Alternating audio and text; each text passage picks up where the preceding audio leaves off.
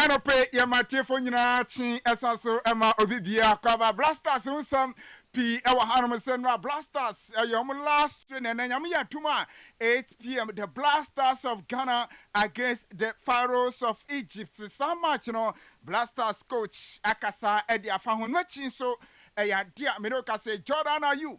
Waroso akasa edi afa sa game no wide ho sansam eba officiating officials omo ejina game no nyina no yede ho sansam nyina so eba ra fenra Ghana supporters in omo so a press conference bi eri ensem bi eri betu ya de ensem and omo so e ka ho sansam ne nyina so eba ra fenra chi yebe sansa tia tomna fa Afcon games e course nyina so ho sam epa enwechi outstanding Ghana Premier League 2 games enra enso atu dance no era ho sansam eba na fa ewo other clubs na so ensem course no yara ho nsem eba mo no ni games outdoor ebe course ni nyina ho nsem enso ebe timi so atoja na fe beko abrante fa na Luka Modric ono so ewini court case we say jete pasika na ababegun account mu a eno se nya asem kitwa kra ni nyina no na no pay ya tena se a edi ho nsem permitting edi rocha imano from the sports monarch ebo Taylor kojo for so nyina techire ema enano pay Messi and Konya medi and seven nyina so eba encha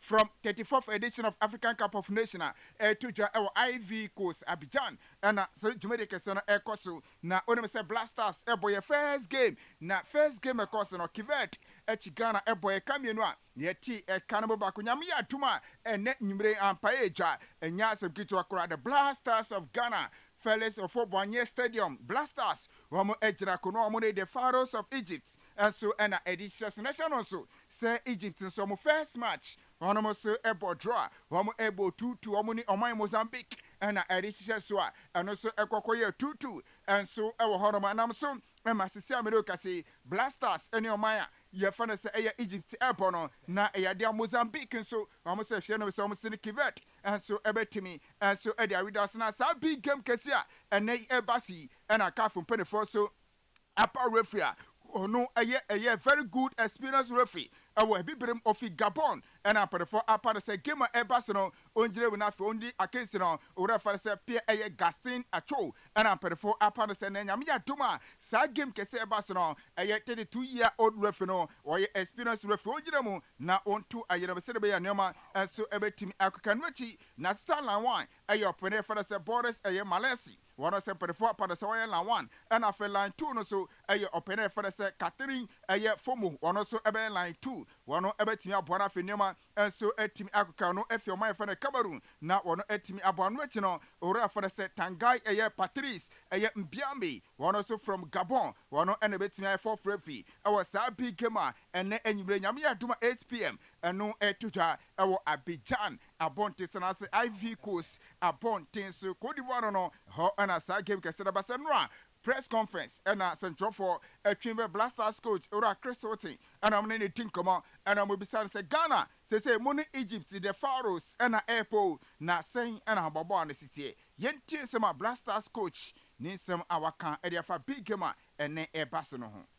We are very conscious. We are very conscious of how big this game is, and hence this is why in our preparation we prepared the best way that we can. We know the quality of the opposition, and we will need to make sure that we play at a high enough level to be able to get the result that we want. Okay, Tini and some Blasters coach that's for quality Ghana. Next year, why between the Egypt this channel and our Casada for Nochi was also Erica Cross edit to just say match Ghana Elusuye against Kivet Crano, Egypt Martin, Edica Crown motivated team that are motivated players in Nina say against Egypt. Yeah, Omun to me Lusuta. I was able to be thinking in your kind. Firstly, I kind of an expression. I have an expression. Hopefully, this is a good omen that that the Black Stars in this same position throughout the years have been able to come through victorious in the second game. It is something that I am aware of, but I think the biggest motivation for the players is that we are here. We didn't get the result we needed in the first game. This is the motivation we need for the second game. We want to do well in this competition. This is the motivation that we need for this game. We are up against a big team, successful team in Egypt. This is the motivation. Okay, T Blasters coach and Central Focus Bisana say coach or Star Boy Ghana for Star Boy Kudus match obetimi abobiana no CNT assessment coach in the by Kudus. Mohamed Kudus is, as most are aware, he joined camp later than anybody else because of an injury that he sustained in his last game for West Ham. We will continue to assess him. We have today and tomorrow morning to assess. He has trained. He has trained the last few days, but we will assess him, as I say, today and tomorrow, and make a decision tomorrow. Okay, Tiania Sama Blasters coach Chris Sofa Houghton Ninsem. I want also to Edafa Egypt Kema and also Ebetimi Abasana and Kwamo and Wakasaka Cross Ghana supporters the Omo Demufua. Na as I say, a crime of fast over Taumachi on first game no Ujiri say against Egyptians no on Samba Taumachi. Yentin Sama Blaster coach the kind of Ghanaian supporters as some say Abidjan. What I do is I very much appreciate the question, and I also very much appreciate the levels of support that I've had. But in a press conference here where I think we're looking forward very much to the next game, I think that is something that is very much in the past. I think it's had a lot of media coverage, and so I thank everybody for the messages of support. But I think probably today is a day to very much look forward to a very competitive game that we have tomorrow. But again, I understand the question and I thank everybody for that. Okay, T Blasters coach and I'm Tineka Jordan are you?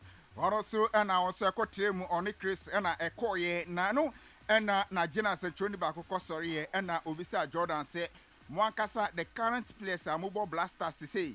Bo players na mobejia tum se mo afeli Ghana fana san se against Kived pa na mukwako lusu de obejia tum se mo players na mo afeli Ghana fana na Jordan so o kasa na ti se wa nyefe esan se tournament no ye mfiri mu ye da ho a tournament ye lose first match a enu ntire se ye firi mu nka twen na ye free tournament ni wi a na ka o de sa question wi e di apa yenti nsema Jordan e kan. Are you disqualified yet? Paraventure. Oh, we are not, so you cannot say it. When we are disqualified, then you can't speak. No, I am some branch from Jordan. Are you Ninsam Awaka? Nanwachi and Awasasu Akasa say Blasters Afcono. Yen to me Frimusa na Owejide Mapase against Egypt. No Blasters Ebetimi Afa and Kunidi na Yentika Crow kind of friend. And everyone that plays football, this is bread and butter, and everyone gives this 100%. Sometimes things go your way, sometimes things don't go your way. But I think we need to do more, that's for sure.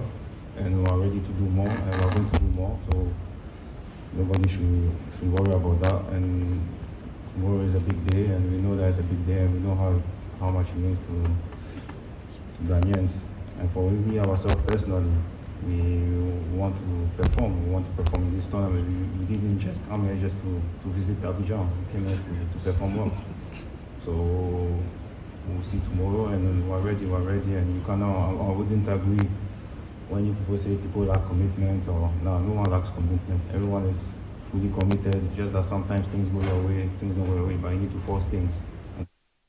Okay, Tiano, I sama na say Jordan ayu enra ono so edi tucha na ono we say bi pa ye say Ghana supporters omo eko Abidjan hono na say near sports ministry edi kan record no na omo ye 210 na edu baby no had there amperfo duani na dey na amperfo providing na baby a team no be da pe baby e ma be supporters so ebetimi ada na mom had amperfo promise omo say omo kono ade omo ebe peska kra da omo na afi omo di ato omo ho no omo kodu ye no esa ne say Ghana elusu the first match no na supporters in the SSC say omo anhwe na se ebia sika mpere promise o mo de se o mo nsan kan ntemu a na se ebia Ghana koko free mu a wan hwa na se sika na amate du be no na dia supporters groups no o mo threati se enya dia wo mo tournament ri kra no o mbeta Ghana chi o mba boycott na afi o mo adam achi aba be chirim e wo Ghana ha se na no enam suma sports ministry ne eyen hihye e ma ne betu ja ne se each supporter onya $400 and they hold the back Ghana ye cedis cinema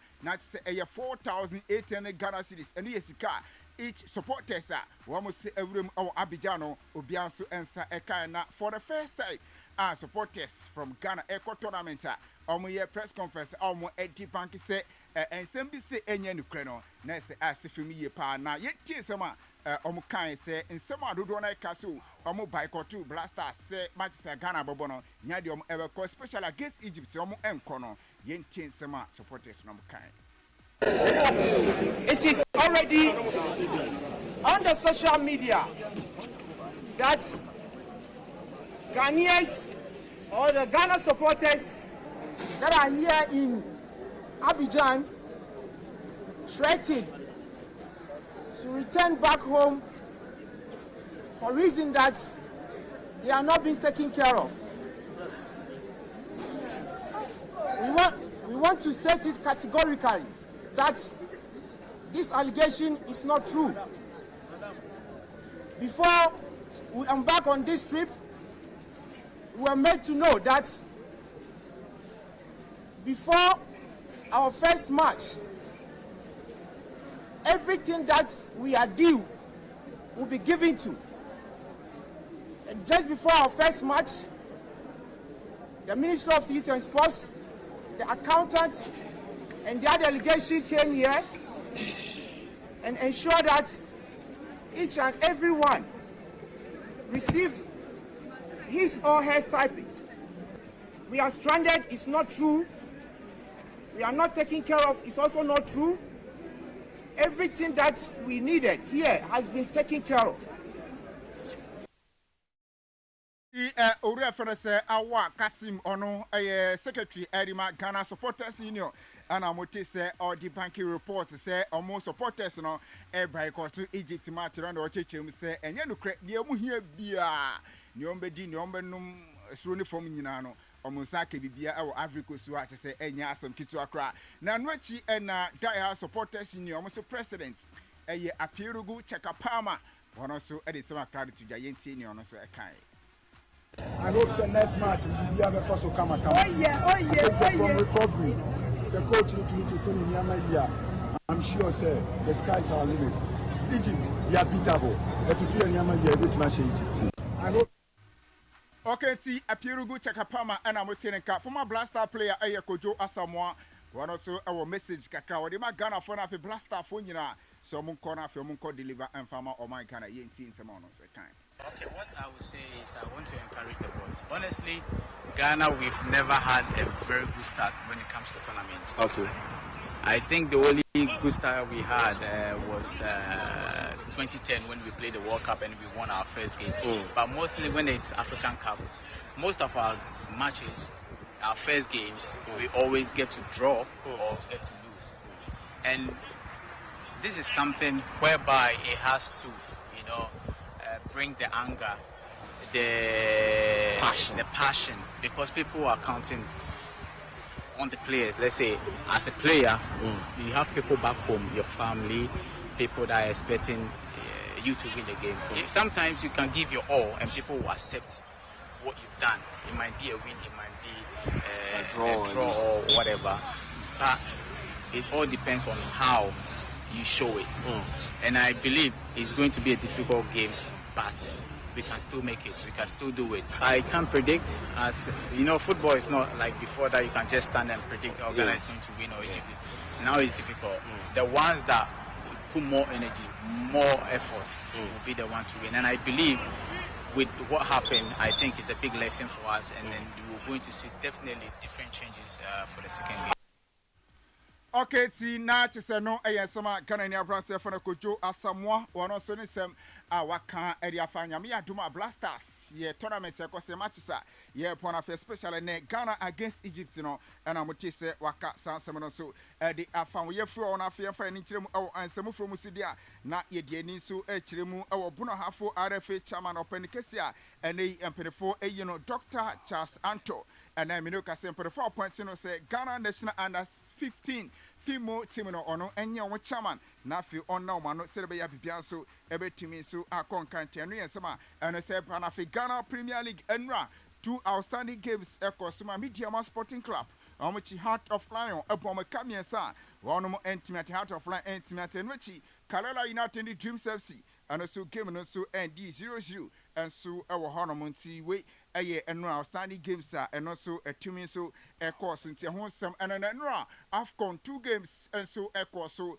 ma oman Morocco first match omo echi Tanzania ebo kamiensa Tanzania for a canon onomo entimi anti na fi and wechi so e dia DR Congo omo so and Zambia coach Avram Grant team no editing time so sa game no so ending 1-1 and ti eno eye games enra eno so etimi toja e wo AFCON no ma ye de ehosem so e ba report e ba and say Tunisia omo Abrantia ye for say Taha Yasini ni abatuja and say Abrantia no wakokopra emra so mo ni Namibia e ba wakokopra no pedefo de atuja say tournament no ontumi ento asonti I was so go back to Tunisia na okokosa ne ho ya ne pedefo trebidia ontumi moment say no so aka e AFCON tournament and so e kositi and reports and also if you are minus airpa na Emmanuel Shea Adepayo and watutu bi Ediama goalkeeper fans Andres Onana awono eye Cameroon ya odatene mu edi Emma club for Manchester United rosi adia Onana aye no eni guase pa che say e adia and say emphasis say goalkeeper pa na be si aka fama woman ya wo se mi de me twen e da tournament ni say na Cameroon e bom match no sata no na oba team ni camp o se sade na why no wa she ni teammate na bufu na Africa fo nyina so wa she mo bufu na Cameroon ma ni nyina so wa she mo bufu se ono emra na osi akan wanda ne nechi amfa nkire ni man da enti ade a wona na aye no enya de a eno so ese na fi efatante ne reporter eno se e ba reporter ba no se Victor Osimhen o se oye Nigeria ni a osi akan erima Napoli reporter ba no se player no eye den a obekọ akosi akan awo EPN mu na obekọ EPN mu a eye 2 clubs mu baako na obekọ ada se Chelsea ana se club for Manchester United ho na Victor Osimhen ebekọ na afọ no so akosi akan enso Luka Modric unse oye Croatia ni osi akan erima Real Madrid na ensemble to just say eyadia Spanish Tax Authority e de ne kokọ to say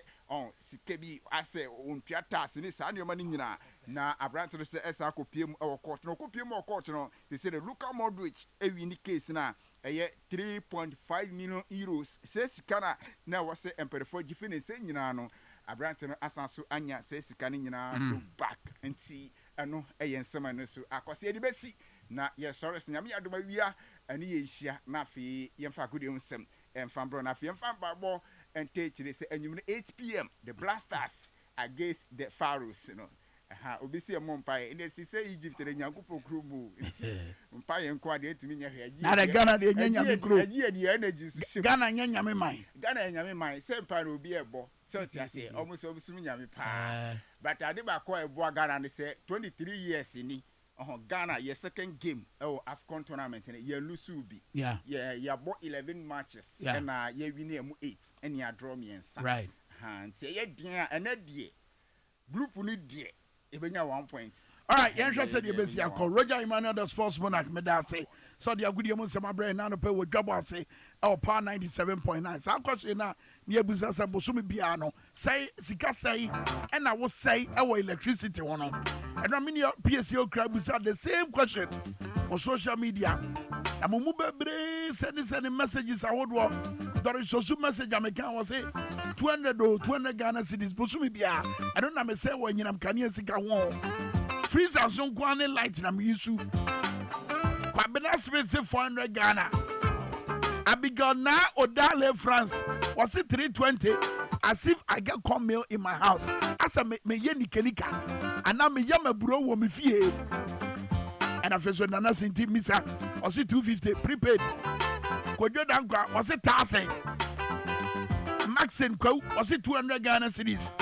Simon Kojope was it 500 Ghana cedis. Sikasem wa Ghana nyene say to the sense that the Ghana from po entiminye investment. Nanu ya cocoa bill. Ama for kotutoyi. And na yeni anu mo kokomlemle no more report o mama ne boba akobi. Eche say ama for cocoa bill yo mo kotoyi. Nanu ya abanya betam ese wode kwakọ ye kensie besi ne ya mammere wafo ne nkokurafo yi ene mpanimfo ya no mo dwen se nka ban investment ya wo ya risk ni ye minimal risk bi anim or how bi anim ene ya mankofo yi se fom opanyi ba ko ne ye nuanom mo kokomre joyful kasa yi wose sikampo mbenya na komodi ahwe mo masuku ana komani da so se koko bill yin faso ne yi ebetima beye ade bi abebo mo de ayesa no ena ba betam wadane ne ho akroma wahwim wade ko ama se o mun se asifam o mu hu ba bi o mun fa but de mu orem ne se wose bosom ye twam no ye December no o de sika bi beto o account mu e che se koko bill ne faso ni nie afa o mu ye so mo kwa akochaka o te wa bete ne hrum yasa tam sika no anasa yasa a reverse sika na wo mo de to na account mo e kire say Security and Exchange Commission omo wai Securities and Exchange Commission omo Ghana ha Reverend Ogbami ne honko ne nkofo no omo che Ghana ha en ye di amanfo awusa ye ba amanfo atrimodin sa eno mabo wo soro investment and nkofo be ye nso a eno so asem all because abemia seda abroka dia to Ghana so am ye da sa me na donko yimo I was little George for me more achi baby am wo bia mekom ho asem de achamo me da me ho me ba tonton sansan ya ne ebo ewo power 97.9 and a TVS YZ men ko ba bia e ba